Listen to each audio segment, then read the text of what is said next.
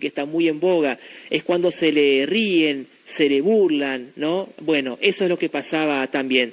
Y vamos a analizarlo con un especialista, el doctor Santiago Reset, que es especialista en bullying, en ciberbullying de adolescentes, ha estudiado mucho, ha escrito también, así que Santiago, gracias por la visita.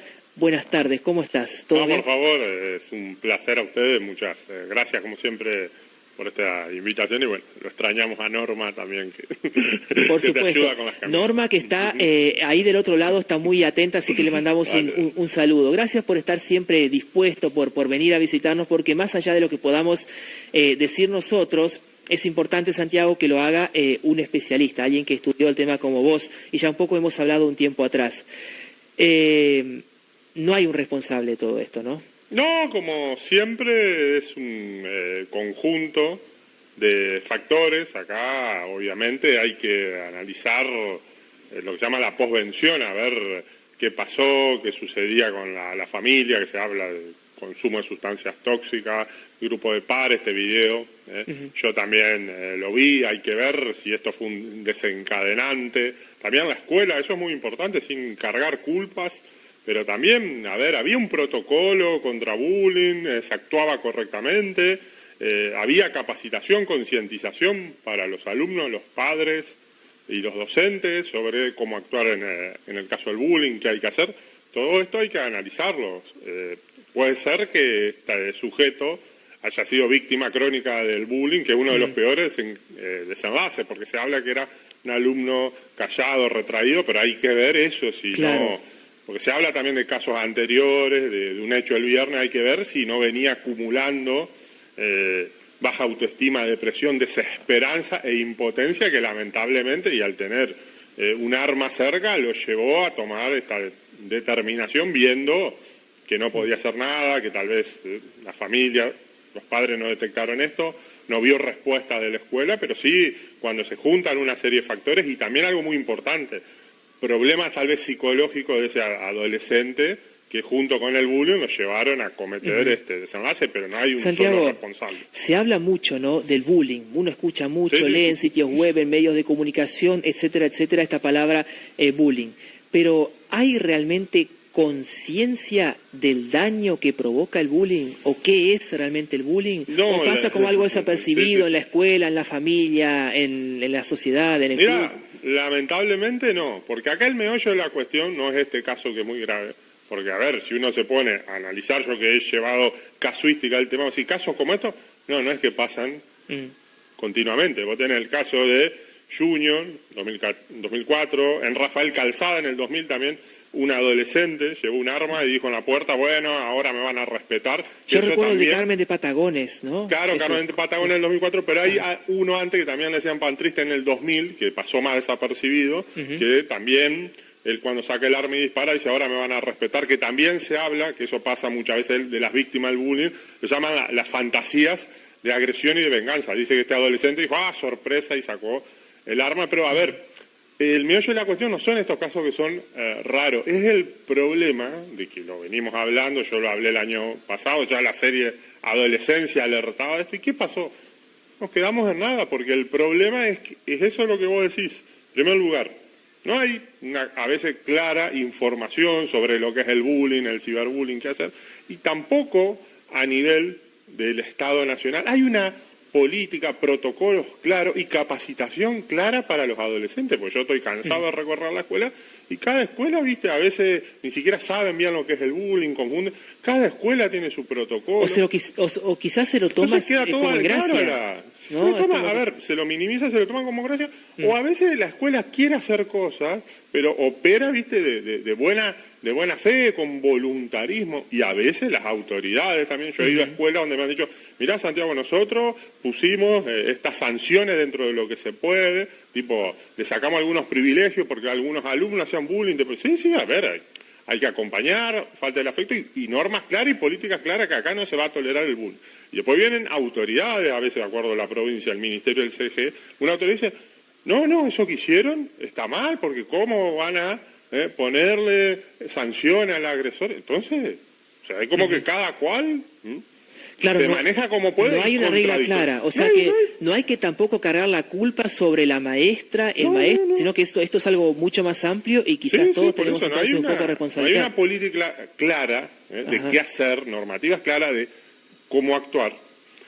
Y hay algo más básico, yo me canso de repetirlo, tampoco algo más fundamental. Ni siquiera tenemos grandes estadísticas, como yo siempre digo, un censo de bullying, de ciberbullying, de a ver qué pasa a nivel nacional, qué regiones son más peligrosas, a qué edad, porque también la realidad de cada municipio es distinta. O sea, ni siquiera tenemos datos básicos para decir, che, mirá, tenemos que ajustar acá en esta edad, o las escuelas que tienen bajo bullying, a ver qué características tienen. ¿Qué es lo que habría que hacer? Primero, un diagnóstico claro del tema y para actuar, pero no tenemos ni eso, que sería el paso previo. Y eso puede estar vinculado también, Santiago, se me ocurre, con la salud mental, ¿no? Porque ahora se habla mucho, es como un conjunto, es una problemática realmente muy amplia que nadie se anima quizás a afrontarla en serio, que hay que decirlo también, no es solamente nuestro país, no es un tema mundial, pero llama la atención esto que uno lo ve muchas veces en las escuelas de Estados Unidos. También está pasando, ¿no? Sí, que lamentablemente esto se va globalizando, las redes sociales también permiten acceso a saber lo que pasa en Estados Unidos, etcétera. Algo que a nosotros nos salva es que Estados Unidos, porque a veces, que tampoco son frecuentes, pero porque a veces uno escucha más casos en Canadá, porque lo que tiene Estados Unidos es un fácil acceso a las armas, viste, por la quinta enmienda. Acá a veces lo que facilita que, viste, no es tan fácil, no está la cultura esta de las armas, viste. Lo que pasa es que este sujeto, según dicen el abuelo Casabey, por eso tal vez si no hubiese tenido el acceso, pero algo no hubiese pasado esto. Algo interesante que vos decís, esto de la salud mental, eso es otro problema, que no se habla y muchas veces, que esto no quiere decir que este sujeto necesariamente tenía un trastorno de salud mental, pero sí que estaba sufriendo obviamente por el bullying, si era una víctima crónica, pero a veces en las comunidades pequeñas, porque vos decís, Rafael Calzada, el caso de yo digo, Carmen de Patagones, San Cristóbal, sí, no son las grandes urbes. Y eso es algo que yo me pregunto, ¿por qué pasa esto en las comunidades pequeñas? Yo la intuición que tengo es que a veces en las comunidades, tema del bullying, etcétera, pesa más porque, viste, es como que somos todos más conocidos, es más difícil buscarte, viste, otro grupo de amigos, es como que está más expuesto porque, viste, somos vecinos, etcétera. Es como que esa persona queda como aislada, o lo que sufrimos en algún momento bullying en la escuela, en ese momento quedabas aislado y sentías que se te venía el mundo abajo. ¿Viste? Porque bueno, una ciudad grande y otra cuestión, a veces en las comunidades pequeñas los accesos a los servicios de salud, viste, son más complicados. Claro. Y que las escuelas no tienen a veces un buen gabinete técnico para prevenir, no para andar apagando incendios. Eso es fundamental. A veces, sobre todo en las redes sociales o desde la sociedad, enseguida lo debe estar calificando a esta persona como asesino o víctima. ¿Se le puede poner uno de esos dos calificativos o es algo mucho más amplio y no se puede decir? A ver, ¿viste? ¿Qué es? ¿Es un que ahora, bueno, no sé, está la discusión porque cambió el régimen penal juvenil. A ver, ahí los menores de edad. Después la justicia, que es otro ámbito, la justicia dirá ahí. Pero ahí todos los menores de edad, ya sea el que hacía bullying como el que era víctima, son todos víctimas, pues son menores de edad, más allá de lo que diga el nuevo Código Penal Juvenil. Ahí el problema, los principales responsables de tener el bullying son los adultos, la familia, los directivos, los docentes, el conserje, todos los adultos, porque estos son menores de edad. Que a esa edad también, yo siempre le digo a los padres, presten atención porque muchas veces los padres dicen, bueno, 14, 15, son grandes, siguen siendo menores. Y a esa edad, ¿viste? El grupo de pares, porque uno diría, cuando son más chicos vienen estos problemas, no, porque a los 14, 15, que es donde se dan estos casos, ¿viste? Está todo el tema de la aceptación social, del grupo amigo, de la popularidad. El grupo de pares a esa edad cobra una gran importancia. Claro. Entonces están más sensibles, ¿viste? Al que dirán, al bullying. Es un caldo de cultivo esa edad también. El tema, que esto ya lo habíamos hablado con vos, Santiago, poniéndonos en el lugar de los padres o tutores, lo que sea, la familia, ¿cómo se hace, no? Porque a la escuela van solos. Tendría que ir, no sé, estar espiando en la escuela, tener cámaras de seguridad en la escuela, porque un padre puede decir, no sé, estoy ocupado trabajando, confío en que la escuela me lo cuide. Escuché un psicólogo el otro día, es como que mando mi tesoro, lo más importante que tengo, a la escuela. Ahí está resguardado. Pero evidentemente no es un resguardo tampoco la escuela. Mirá, yo también algo que quiero aclarar. Como yo digo, estos hechos son muy raros y son muy difíciles de predecir. ¿viste? Porque vos decís que un sujeto tome... Un poco lo que mostraba la serie Adolescencia, ¿viste? No eran malos padres. Vos decís, ¿cómo mi hijo? Entonces, ¿qué quiero decir acá? Habrá que investigar. Yo lo que quiero decir acá no es el meollo del asunto, porque, a ver, puede ser que este sujeto... Son cuestiones que a veces pasa, que viste que tal vez los padres eran presentes, pero bueno... Cada sujeto también, o sea, no es solo educado por los padres, tiene la influencia de los docentes del grupo y un temperamento que hereda, ¿viste? Entonces, es decir, tal vez los padres actuaron bien.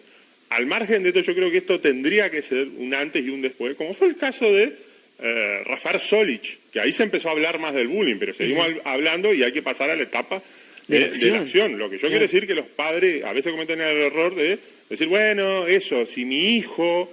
está mal, etcétera, me va a venir a contar eso, y sobre todo a los 14, 15, bueno, ya es grandecito, viste, ya tiene cuerpo adulto, pero la mente y las emociones, ahí están a flor de piel, más que nada las emociones.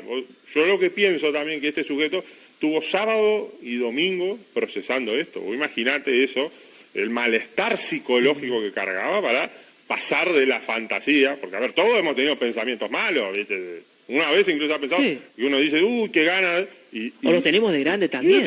Y hay un freno, acá se ve que por algo no hay un freno. Y ahí está el papel de los padres que monitorean lo que hacen sus hijos, no piensen que le van a venir a contar todo lo que pasa. Y algo muy importante, que acá no hay sujetos buenos o malos, pero cada sujeto, también eso a veces es lo que no entienden, incluso los docentes y los padres, cada sujeto actúa diferente de acuerdo al contexto. Una cosa es cómo es tu hijo como hijo, y otra, cómo se comporta como con los pares en la escuela, y por eso acérquense a la escuela, hablen con los compañeros, hablen con los docentes, no se queden con las dudas. Pero lo que está claro en todo esto, se nos va el tiempo, Santiago, es que hay que parar la pelota y tenemos que hacernos cargo. O sea, algo está pasando y más allá de hablarlo, que está muy bien, hay que tomar cartas en el asunto. Porque tenemos muchos casos de violencia en general. Pensemos lo que pasó en Santo Tomé a fin de año, que también un adolescente asesinó a otro. O sea, vos ves que tenemos un nivel alto de violencia en todas las dimensiones. Y como decís, coincido que hay que